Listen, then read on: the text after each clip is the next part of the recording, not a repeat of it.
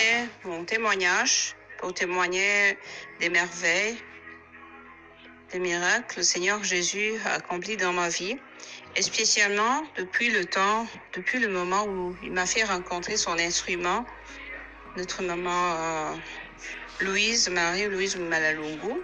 Car je témoigne, j'affirme que c'est la volonté de Jésus. Quand tu la rencontres, tu chemines avec elle, bon, ce n'est que la volonté de Jésus. Il y a tant de faits, il y a tant d'événements, il y a tant de confirmations qui te confirment en toi-même que c'est la volonté de Jésus. Là, je le confirme et je l'affirme. Voilà. Surtout parce que j'ai essayé de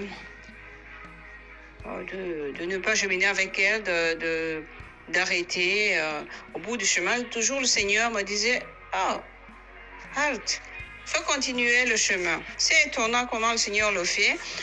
C'est pas quelque chose qu'on peut toucher physiquement, mais c'est quelque chose qui se passe là au fond de nous. C'est sûr, c'est dans notre âme, ou bien dans notre esprit, dans notre essence au fond de nous. Alors, j'aimerais vous raconter comment le Seigneur m'a fait pour moi des merveilles, surtout dont j'aimerais témoigner concernant le fait que grâce à Marie-Louise, Jésus m'a confirmé son désir de ne pas quitter l'Église catholique. Moi, dans ma vie et dans mon passé, j'avais fait beaucoup d'expériences négatives concernant l'Église catholique et ses prêtres, même directement, même indirectement. Souvent, je demandais dans mon cœur au Seigneur, mais pourquoi si c'est ton Église comme on le prétend, pourquoi ceci n'est pas dans le bon chemin? Donc, je n'arrivais pas à comprendre comment, si Jésus, vraiment c'est lui qui avait fondé son Église catholique sur Pierre, je ne parvenais pas à comprendre comment et pourquoi il permettait aux autres églises, ils sont en dehors de l'Église catholique, les églises protestantes, je n'arrivais pas à comprendre pourquoi il semble les confirmer, par exemple, en acceptant qu'ils accomplissent des miracles au nom de Jésus, des merveilles. Donc, pour moi, je me disais, mais pourquoi est-ce que Jésus accepte? Donc, il prête foi à leurs paroles, à leurs enseignements, à leurs prédications, à leurs prières. Donc, il rend témoignage à leurs prières. Alors, et cela détruit en soi l'Église catholique. C'est ce que je me disais. Et pour moi, c'était toujours flou. Bon, un peu de temps avant de rencontrer son instrument, l'instrument de Jésus, en moi, j'avais... c'est comme si y avait des dialogues en moi, mais... Comme lorsqu'on n'a pas la lumière, on réalise pas si c'est toi-même qui te parle, ou bien si c'est ton âme, si ton esprit. Non, moi, j'ai un peu compris que le fait qu'il y a eu un schisme, une coupure, donc le fait que la Sainte Église de Jésus s'est scindée en deux ou en plusieurs morceaux, il y avait aussi la faute pour ceux qui les gens de cette église même.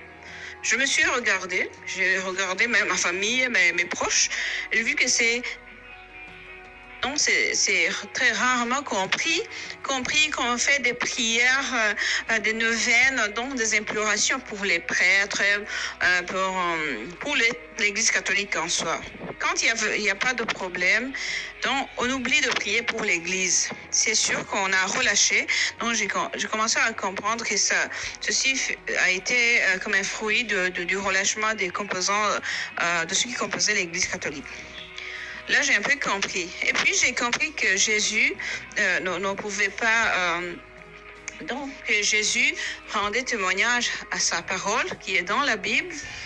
Bon, donc, qu'il ne pouvait pas faire le contraire, qu'il ne pouvait pas mentir Donc, j'ai compris que tant de choses, un peu dans le silence de mon âme. Je ne savais pas si c'est moi qui me qui me les faisait comprendre, c'est l'Esprit Saint, mais ça me faisait du bien de comprendre ça. Et puis, dans l'Église catholique, j'ai compris qu'il y avait quelque chose qui n'était pas dans les autres confessions religieuses.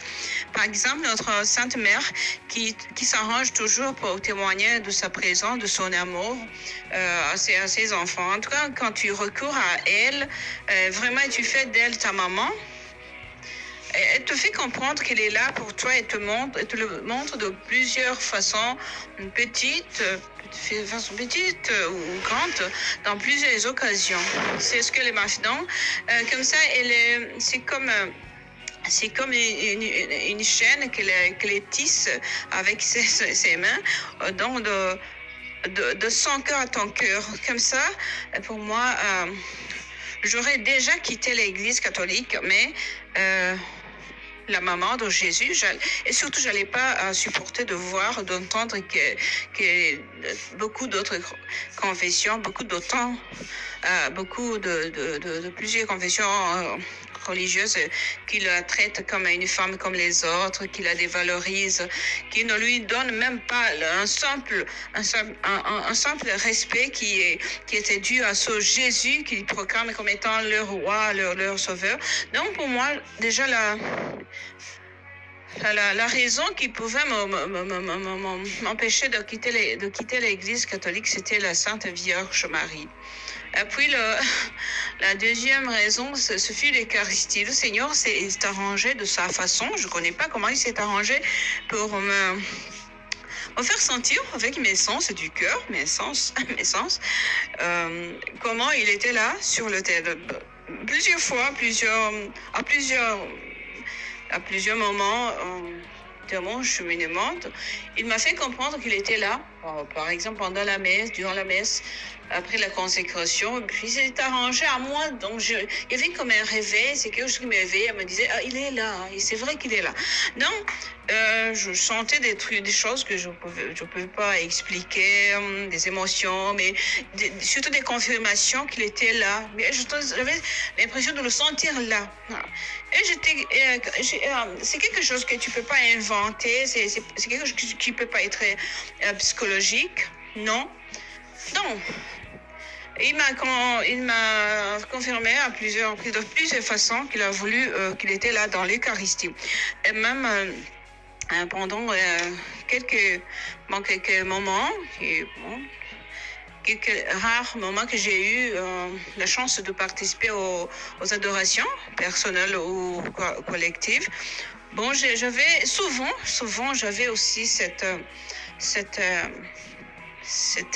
sensation, cette expérience de sentir d'une façon un peu palpable la présence de ce Jésus dans cette petite, vraiment présent dans ce petit pain blanc.